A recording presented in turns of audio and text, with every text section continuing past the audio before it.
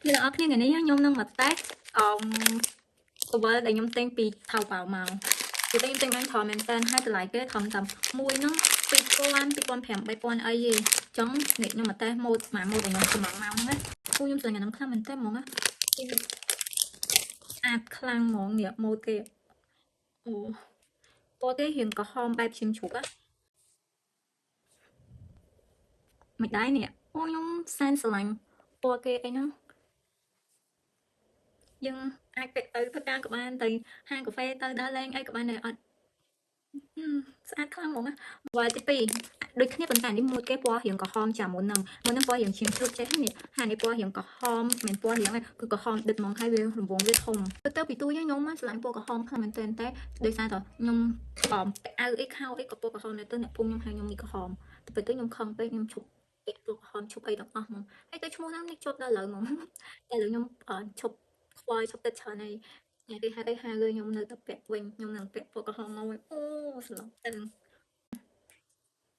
ខ្ញុំនៅតែឆ្លាញ់និយាយទៅឲ្យតែពណ៌រៀងក្រហមអីទោះបីយើងខ្មៅក៏ដោយក៏យើងពាក់ទៅវាស្អាតដែរខ្ញុំតែងពាក់ទៅសៀមរាបទៅអង្គរទៅអី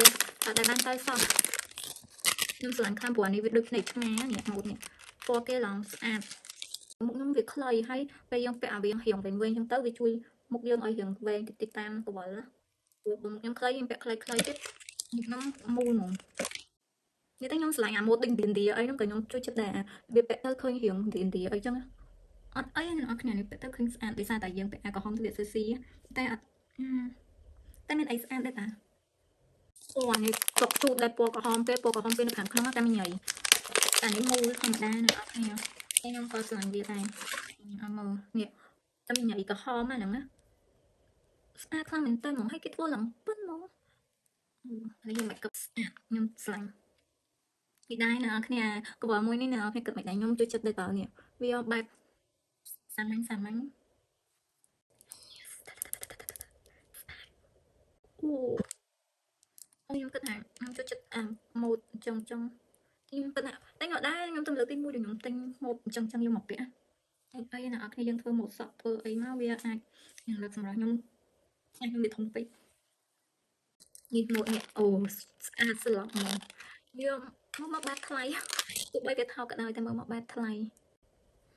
មិនដែរ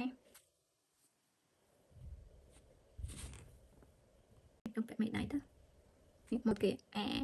ទៅសៀមរាបបានទៅអង្គរស្អាតតែនស្អាតស្លាប់